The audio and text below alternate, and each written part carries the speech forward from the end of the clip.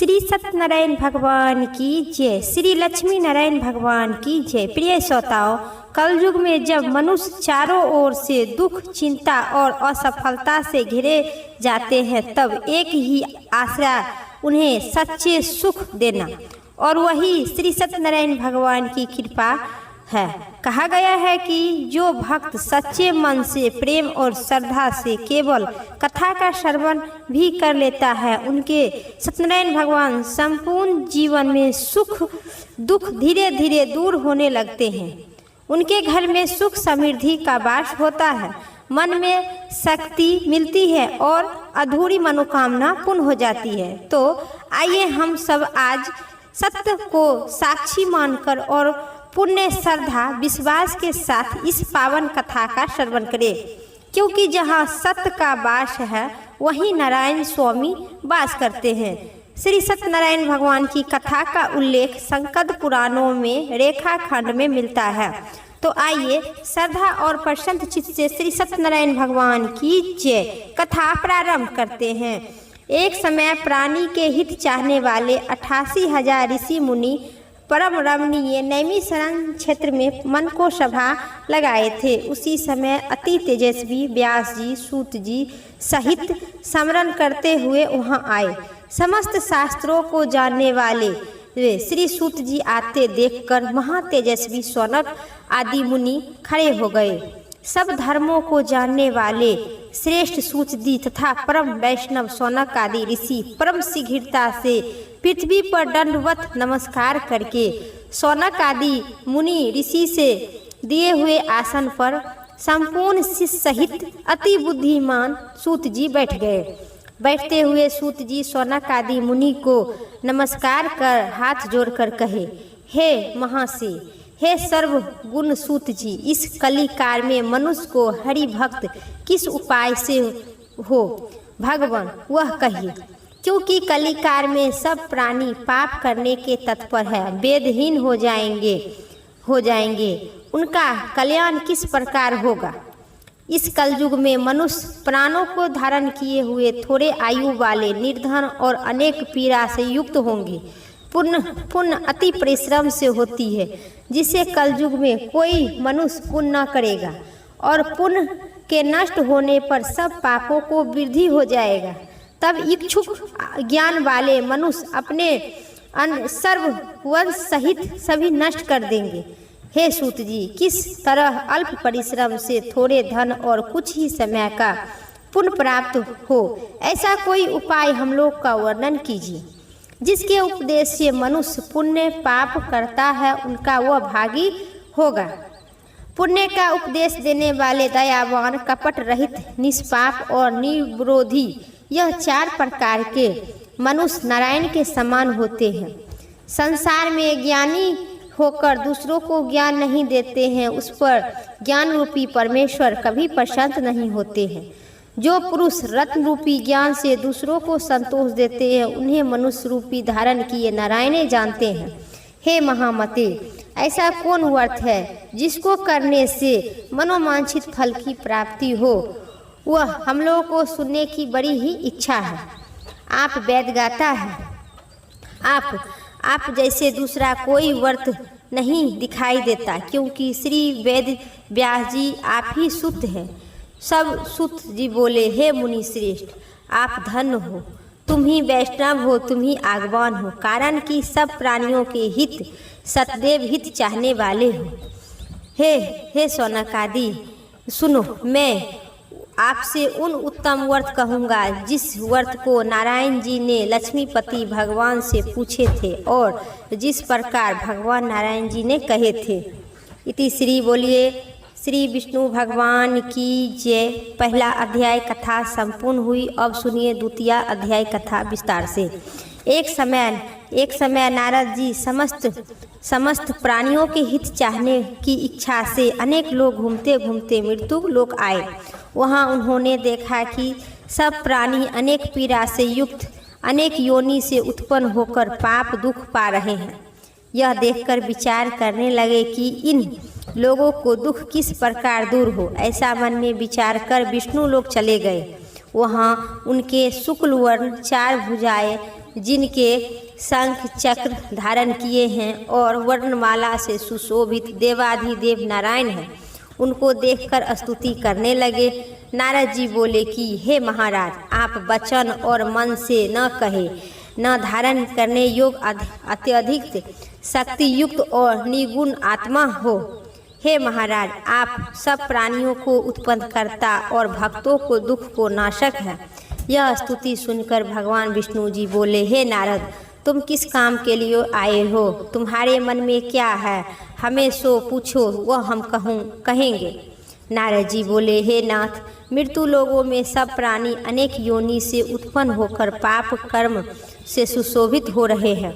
हे महाराज, जिस छोटे उपाय से उनका कलेश दूर हो, वह उपाय सुनने की बड़ी ही इच्छा है।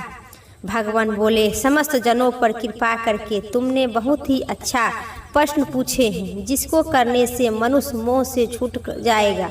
मैं ऐसा उपाय कहता हूँ, सुनो। हे नारद, जो व्रत तीनों लोगों में अति दुर्लभ है, वह आज आपके कहने से प्रकाशित कर रही हूँ। वह सत्यनारायण भगवान का व्रत है, जिसको विधिवत करने से इस लोगों में सुख पाकर परलोकों में मोक्ष मिलता है। यह सुनकर नारद जी बोले, इस व्रत को क्या फल मिलती है और पूर्व काल में किसने किया था? किस समय इस व्रत को करना चाहिए? आप विस्तार पूर्वक कहिए। भगवान कहे कि इसको करने से दुख शोक नाश, धन धनाय की वृद्धि और संतान की प्राप्ति तथा सर्वश्रेष्ठ विजय की प्राप्ति होती है। इस व्रत में मनुष्य भक्ति श्रद्धा युक्त किसी भी दिन सैया काल में सत्यनारायण भगवान की पूजा करे और भाई बंधु तथा ब्राह्मणों के साथ धर्मयुक्त सवा से उत्तम नैवेद्य भोग लगावे। केले का फल, घी, दूध और गेहूं का चूरमा लावे। गेहूं के चूरमा न हो तो चावल के चूरमा लावे। खरा अथवा गुड़ मिलावे। सवा पाव अथवा सवा सेर के हिसाब से मिलाकर भक्ति से सत्यनारायण भगवान को नैवेद्य लगावे। भाई बंधु के साथ कथा सुनकर ब्राह्मणों को भोजन कराकर दक्षिणा दे। श्री सत्यनारायण भगवान के प्रसाद को अपने भाई बंधु के साथ खाकर रात्रि में नित्य गीत गाया करो। हे तदानंद, सर्व श्रोतागण भगवान सत्यनारायण का स्मरण करते हुए अपने अपने घर जावे। इसी प्रकार व्रत करने से मनोवांछित फल मिलता है। विशेषकर इस कलिकाल में पृथ्वी पर इससे बढ़कर दूसरा कोई उपाय नहीं है। हे नारद, जिससे इस व्रत को पहले किया था वह कथा सुनो। कांजीपुरी में निर्धन सतानंद नाम का एक ब्राह्मण सुदा पिशाच से दुखित नित्य पृथ्वी पर भिक्षा मांगते हेतु घूमते थे। वह ब्राह्मण प्रेमी भगवान नारायण ने दुखित ब्राह्मण को देखकर वह बूढ़े ब्राह्मण के रूप धारण कर अति आदर से पूछे, हे विप्तवर, किस कारण आप पृथ्वी पर आप नित्य घूमते हैं? यह हमारी सुनने की बड़ी ही इच्छा है। यदि आपकी इच्छा हो तो कहिए। ब्राह्मण बोले, मैं अत्यधिक दरिद्र हूँ, भिक्षा के लिए पृथ्वी पर भ्रमण करती हूँ। यदि आप कुछ जानते हैं तो कृपा पूर्वक हमें कहिए। वृद्ध ब्राह्मण बोले, हे दिव्य श्रेष्ठ, मनोरथ को सिद्ध करने वाला उत्तम श्री सत्यनारायण भगवान का व्रत करो, जिसको करने से मनुष्य सब दुख से छूट जाते हैं। वृद्ध ब्राह्मण रूपी सत्यनारायण देव ने व्रत का विधान बताकर ब्राह्मण को वहाँ से अंतर्ध्यान हो गए। तदानंद ब्राह्मण सतानंद ने मन में निर्णय किए कि मैं कल ही सत्यनारायण भगवान का व्रत करूँगा। इसी चिंता में ब्राह्मण को रात भर नींद नहीं आई। सुबह उठकर उन्होंने यह निर्णय किया कि मैं सत्यनारायण भगवान का व्रत अवश्य करूँगा। यह संकल्प कर भिक्षा मांगने गए तो उस दिन से उनको सब दिन से अधिक द्रव्य मिला। वह द्रव्य से उन्होंने अपने भाई बंधु के साथ सत्यनारायण भगवान का व्रत किए। उनके प्रभाव से दुख से छूटकर सर्व संपत्ति युक्त हो गए। व्रत के प्रभाव से सतानंद नगर भर में श्रेष्ठ माना जाने लगे और तभी से वह ब्राह्मण हर महीने का व्रत करने लगे। भगवान ने कहे, सतानंद द्वारा किया हुआ सत्यनारायण भगवान का व्रत पूजन, इसको जानकर जो मनुष्य करता है वह सब पाप से छूटकर मोक्ष की प्राप्त हो जाता है। इस प्रकार पृथ्वी से इस व्रत को करने से उनका दुख अवश्य ही नष्ट होता है। इति श्री बोलिए श्री सत्यनारायण भगवान की जय। अब सुनिए तृतीया तीसरा अध्याय कथा विस्तार से। सूत जी बोले, सौनक आदि भगवान विष्णु ने जिस तरह कहे वह सुन तुमसे मैं कहता हूँ, और दूसरी बात जो वह पूछो। सौनक आदि जी बोले, हे सूत जी, उस ब्राह्मण के बाद इस व्रत किसने किया है, वह सुनने की बड़ी ही इच्छा है। सूत जी बोले, हे मुनि, जिसने व्रत किया वह सुनिए। एक समय निज धर्म अनुसार निज भाई बंधु के साथ व्रत करने का उत्तम हुआ। उसी समय एक लकड़हारा वहाँ पर आए। भूख प्यास से पीड़ित, कष्ट से भरे बाहर आकर खड़ा हो गया। ब्राह्मण के घर में जाकर उन्होंने व्रत करते हुए ब्राह्मण को देखा। निम्रता के साथ हाथ जोड़कर प्रणाम कर बोला, आप क्या कर रहे हैं? इसको करने से क्या फल होता है, वह विस्तार पूर्वक कही। ब्राह्मण बोला, मनोरथ को देने वाला, दुख और शोक को नाश करने वाला तथा सिद्ध को देने वाला यह श्री सत्यनारायण भगवान का व्रत है, जिसको प्रसाद से मनुष्य धन धनाय प्राप्ति होता है। यह सुनकर लकड़हारा प्रसन्न हो गया। प्रसाद को खाकर और जल पीकर वहाँ से भगवान सत्यनारायण को अंतर्ध्यान करते हुए अपने नगर चला गया। आज जो लकड़ी बेचने से जो द्रव्य प्राप्त होगा उसी से मैं सतदेव की उत्तम व्रत अवश्य करूँगा। ऐसा मन में विचार कर लकड़ी उस लकड़ी को सिर पर रखकर जहाँ धनी लोग रहते हैं उसी नगर को गया। उस दिन लकड़हारा को दुगुना द्रव्य प्राप्त हुआ। वह अत्यधिक प्रसन्न होकर सुंदर केले के फल, शक्कर, दूध, गेहूं का चूरमा सब लेवाकर घर में जाकर अपने भाई बंधु के बुलाकर विधि से सत्यनारायण भगवान का व्रत किया। उस व्रत के प्रभाव से लकड़हारा को धन पुत्र से युक्त हो गया। इस लोक में सुख पाकर अंत में सतलोक चला गया। हे मुनिगण, मैं और कथा कहता हूँ, उसको सुनो। इति श्री बोलिए श्री सत्यनारायण भगवान की जय। अब सुनिए चौथा अध्याय कथा विस्तार से। सूत जी बोले, सूत जी कहे, राजाओं में श्रेष्ठ उल्खामुख नाम के एक जितेंद्र राजा था। वह सतदेव मंदिर में जाया करता था। वह ब्राह्मणों को नित्य धन देकर संतुष्ट किया करता था। उनकी कमल से सुशोभित मुख वाली प्रमुख पत्नी थी। वह अपनी स्त्री के साथ भद्रासिल नदी के तट पर सतदेव का व्रत किया करता था। उसी समय एक बनिया आया। बनिया के लिए एक बहुत धन से परिपूर्ण नाव को नदी के तीर पर लगाकर आप तट पर उतर गया। वह राजा को व्रत करता हुआ देखकर प्रणाम कर पूछा। साधु बोला, हे राजन, आप यह क्या करते हैं? वह हमसे कहिए, भक्ति पूर्वक कहिए, सुनने की बड़ी ही इच्छा है। राजा बोला, हे साधु, यह अति तेजस्वी विष्णु भगवान का पूजन है, जो अपने भाई बंधु के साथ पुत्र पोत्री की इच्छा से किया जाता है। तब बनिया नमस्कार कर बोला, हे राजन, इस व्रत को मुझे कहिए। यह व्रत मैं भी करूँगा, कारण कि मेरे भी कोई संतान नहीं है। इस व्रत को मैं अवश्य करूँगा। वह व्रत की विधि जानकर अपने घर आकर अपने स्त्री से यह संतान पद का व्रत कहा और यह संकल्प किया कि जब मेरे घर संतान होगी तब मैं अवश्य सत्यनारायण भगवान का व्रत करूँगा। थोड़ी समय में ये उनकी स्त्री लीलावती गर्भवती हुई। अनंत चित्त से गर्भवती हो गई। उन्होंने 10वें मास में अति निर्मल एक कन्या का उत्पन्न की। जैसे शुक्ल पक्ष की चंद्रमा की ज्योति बढ़ती है, उसी तरह प्रतिदिन कन्या वृद्ध प्राप्त हो। अपनी स्त्री के साथ बनिया ने कन्या का जातक कर्म कर कालावती नाम रखा। एक दिन कालावती अपने स्वामी से मधुर वचन में बोली कि पहले का संकल्प व्रत आप क्यों नहीं करते हैं? साधु बोला, हे प्रिय, इसके विवाह के समय इस व्रत को मैं अवश्य करूँगा।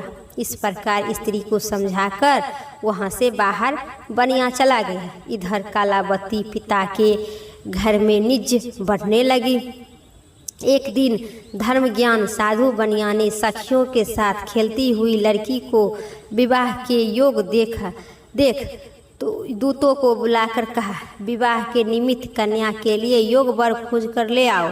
साधु की आज्ञा पाकर दूत कंचन नगर गया। उस नगर में एक बनिया पुत्र को लेकर साधु के सामने आए। उन्होंने सुंदर गुण युक्त लड़के को देखा। जाति भाई के साथ प्रसन्न चित्त से विधि पूर्वक अपनी कन्या का विवाह बनिया पुत्र के साथ कर दिए।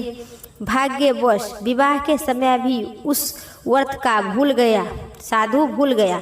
तब सत्यनारायण देव ने क्रोध हो गए।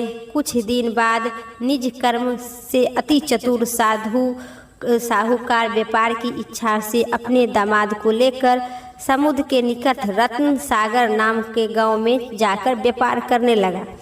इसी समय सत्यनारायण स्वामी ने राजा को प्रतीक्षा से भ्रष्ट देखकर उनको श्राप दिया कि तेरे ऊपर बड़ी ही भारी दुख पड़ेगा। उसी दिन चारों ओर से राजा को सभी धन चुरा लिया। अपने पीछे देखते देखते साधु की दिशा चलते दौड़ते हुए राजा को दूत आता देखकर डर गया। धन को यही रखकर वह साधु बनिया छिप गया। राजा को दूत ने साधु के निकट आकर राजा के धन को देखकर तो साधु को बांधकर आनंद चित्त से राजा के निकट लेकर जाकर गया। बोला कि हे राजन, 2-4 लिए हैं, उसको देखकर आज्ञा दीजिए। राजा ने साधु को देखकर अविचार से आज्ञा दे दी। फिर तो दूतों ने खूब बांधकर बंदी सभी धन लूट लिया और राजा के और बनिया को और दामाद को दोनों को राजा के दूत ने बांधकर बंदी खाने में बंद कर लिया। बोलिए श्री सत्यनारायण भगवान की जय। अब सुनिए 5वां अध्याय कथा विस्तार पूर्वक। सूत जी बोले, सत्यदेव की कृपा से माया चंद्रकेतु राजा ने उन दोनों बनिया को वचन को कुछ भी नहीं सुना और उनका सब धन ले लिया।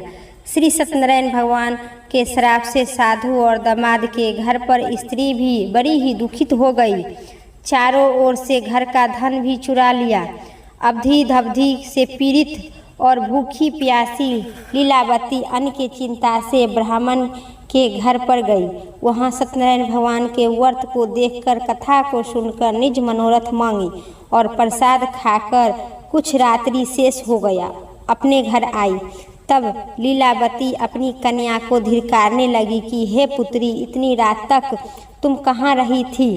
तेरे मन में क्या है? तब कन्या माता के सत्य वचन बोली, हे माता जी, मनोरथ को परिपूर्ण करने वाली श्री सत्यनारायण भगवान का व्रत को ब्राह्मण के घर में देखी हूँ। लीलावती कन्या कालावती के वचन सुनकर श्री सत्यनारायण भगवान का व्रत करने के लिए उधुर हुआ। पतिव्रता साधु की स्त्री अपनी कन्या साधु सहित भाई बंधु के साथ सत्यनारायण भगवान का व्रत की। उनके व्रत के प्रभाव से सत्यदेव यह दिव्य वर मांगा कि हे सत्यदेव, हमारे पति और दामाद को जल्द ही घर वापस कर दीजिए। मेरे पति और दामाद अपराध को क्षमा करे योग्य है, अतः क्षमा कीजिए। इससे सत्यनारायण स्वामी संतुष्ट हो गए और चंद्रकेतु राजा को स्वप्न में दिखाई दिए कि हे राजन, कल के सवेरे ही दोनों सज्जनों बनिया को छोड़ देना और उनका धन भी तुम जो लिया है सब दे देना, नहीं तो हम धन पुत्र सहित तेरा राज नष्ट कर दूंगा। यह बात राजा के कहकर सत्यनारायण प्रभु अंतर्ध्यान हो गए। तब प्रातः काल ही समय राजा निज जनों के साथ सभा में उपस्थित मंत्री जनों के यहाँ अपना स्वप्न सुनाए और कहे, बंधे हुए बनिया को शीघ्र ही छोड़ दो। ऐसे आदेश देकर यह सुनकर दूत लोग बनिया को बंदी खानों से छोड़कर राजा के निकट लाए और विनय युक्त वचन बोले, हे महाराज, आप इन दोनों बनिया को बंदे से छोड़ कर लाए हैं, कृपा करके आप अपनी आज्ञा दें। उन दोनों बनिया ने महाराज चंद्रकेतु को नमस्कार कर पूर्व विधा का स्मरण करते हुए चंद्रकेतु राजा साधु और दामाद को कुछ भी नहीं कहा। बनिया पुत्र को देखकर राजा आदर से बोला, हे भाग्यवश, तुमको बड़ी दुख मिला। आप तुम लोग भय न करना। इस प्रकार राजा ने कहकर उन दोनों को साथ से हाथ पैर के बेड़ी कटवाकर और बेड़ी कटवाकर निज कर्म करवाकर फिर वस्त्र और आभूषण देकर बनिया को और दोनों बनिया को और नमस्कार कर राजा और बनिया पुत्र दोनों नमस्कार कर और कहा कि आपकी कृपा से मैं अपनी घर जाती हूँ। जो मनुष्य परम दुर्लभ इस व्रत को करेगा तो भगवान सत्यनारायण की अनुकंपा से उन्हें धन धैर्य की प्राप्ति होगी, निर्धन धनी हो जाएंगे और भय से मुक्त जीवन जिएंगे। संतानहीन मनुष्य को संतान सुख मिलता है और सारे मनोरथ परिपूर्ण होने पर मानव अंत काल में वैकुंठ धाम जाते हैं। सूत जी बोले, जिन्हें पहले इस व्रत को किए थे अब उसे दूसरे जन्म की कथा कहता हूँ, सुनो ध्यान पूर्वक। वृद्ध सतानंद ब्राह्मण ने सुदामा को जन्म लेकर मोक्ष की प्राप्ति किए। लकड़ीहारे अगले जन्म में निषाद बनकर मोक्ष प्राप्त किया। उल्खामुख वाला राजा दशरथ होकर वैकुंठ धाम गए। साधु नाम के वैश्य ने मोर ध्वज नाम का अपने पुत्र को आरे से चीरकर मोक्ष पाए। महाराज तुझ ध्वज स्वर्ण होकर भगवान विष्णु की भक्ति युक्त होकर कर्म कर कर मोक्ष प्राप्त हुए। इसी प्रकार से जो भी मनुष्य श्री सत्यनारायण भगवान के पूजा करता है उनके इस जन्म में सुख भोग कर अंत में मोक्ष की प्राप्ति होती है। इति श्री बोलिए श्री सत्यनारायण व्रत कथा 5वां अध्याय संपूर्ण हुई। प्रेम से कहिए श्री सत्यनारायण भगवान की जय। अब कथा के बाद आरती आवश्यक सुने। ओम जय जगदीश हरे, प्रभु जय जगदीश हरे। भक्ति जनों के संकट, भक्ति जनों के संकट छिन छिन दूर करे। ओम जय जगदीश हरे। जो धा फल पावे सुख निर्मन से का, सुख संपत्ति घर आवे कष्ट मिटे तनिका। ओम जय जगदीश हरे। माता पिता तुम मेरे शरण कहूँ किसी की, तुम बिनी और न दूजा आस करो जिसकी। ओम जय जगदीश हरे।